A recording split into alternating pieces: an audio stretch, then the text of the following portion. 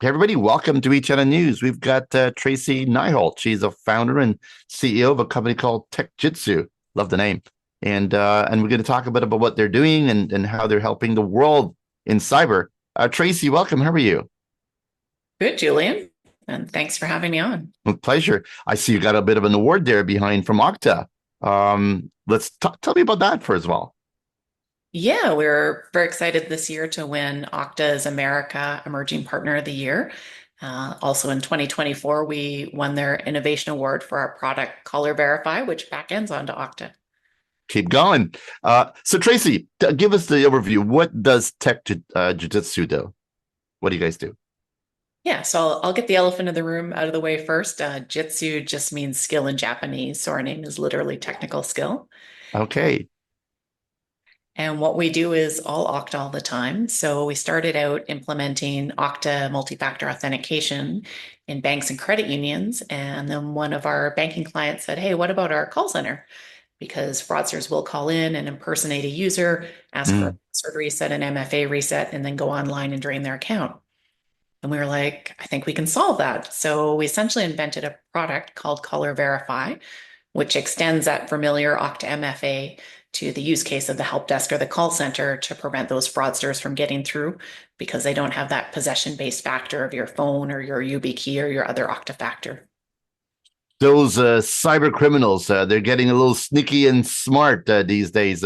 Um, and with deep fakes and even pretending to be a voice and all that stuff, your system doesn't get fooled by this as well. Correct. We don't use voice because, thanks to AI, that's no longer secure, nor is your. And we have had a lot of interest from, banks and credit unions because people are calling in and they've recorded Julian's voice when they prank called him and, made this recording that now says, I'd like to get a password reset when really it's not you. So having that possession-based factor that the bad guys don't have is really essential. It's quite interesting. So give me an idea of how your solution works. Obviously, it works with Okta. Do you also work with other solutions in the market? How do you fit in to the cybersecurity community?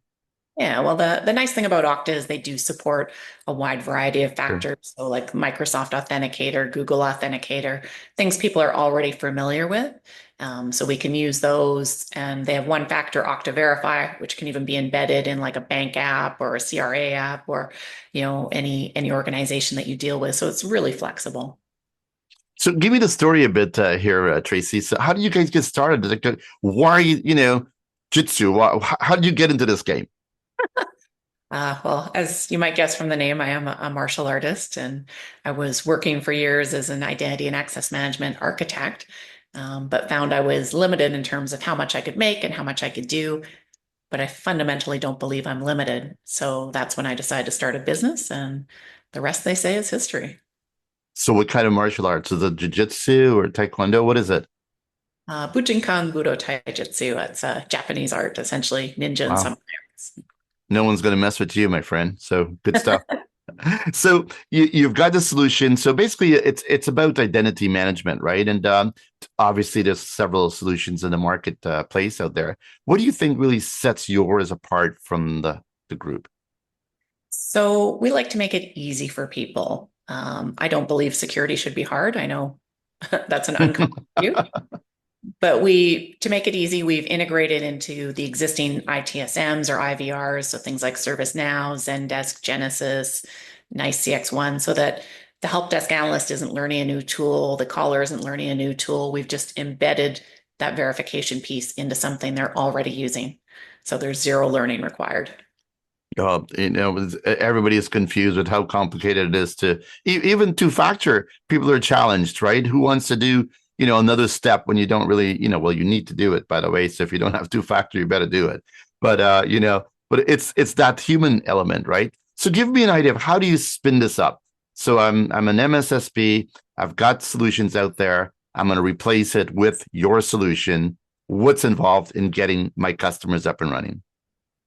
Very little. We can get your customer up and running in a day. It's very simple. It's a hosted SaaS application.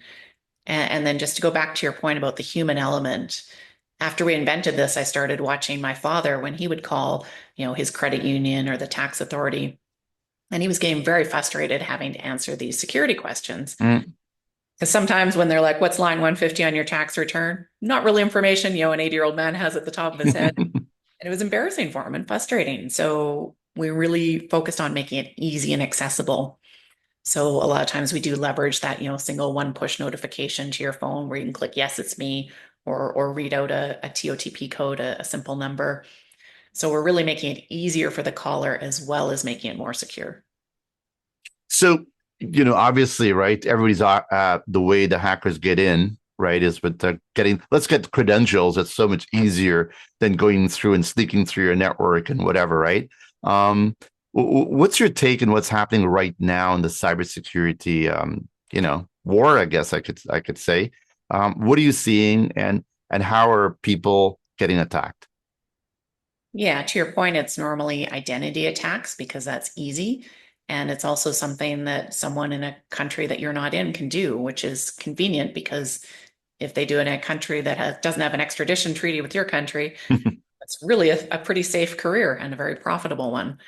As we head potentially into a global recession, I think there's going to be a lot more hacking because it's something that is profitable.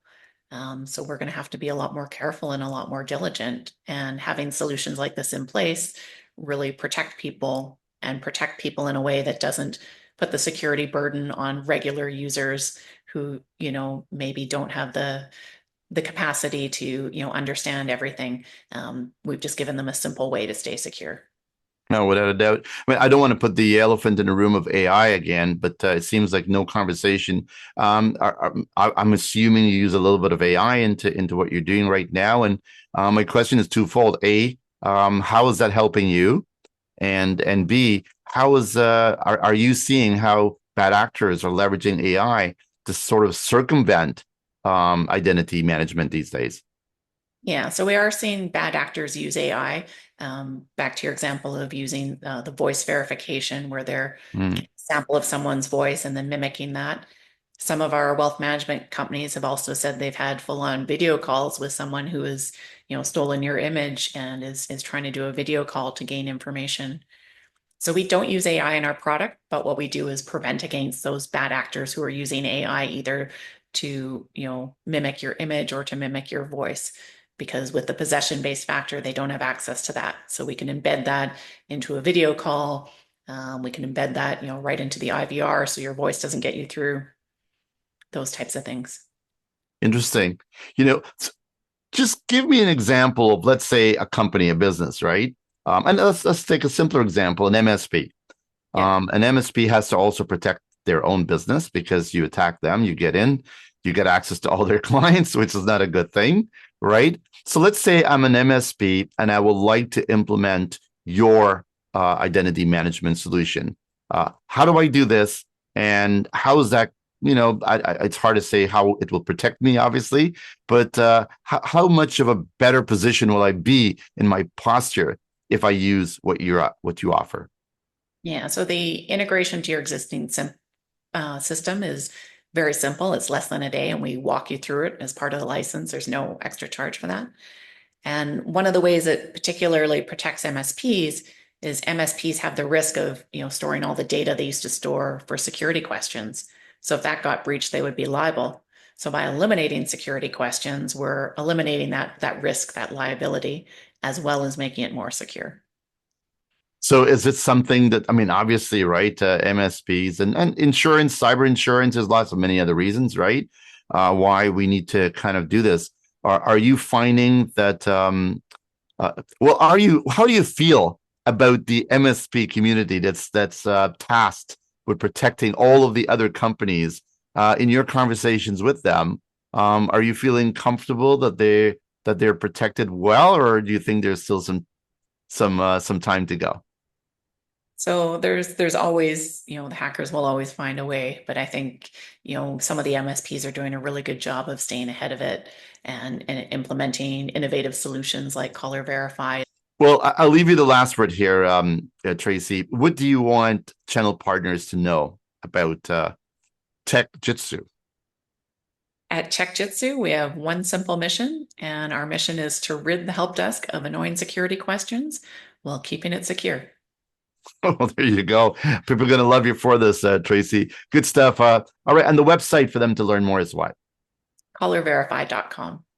There you go. All right. Thanks. Cheers. Thanks so much, Julian.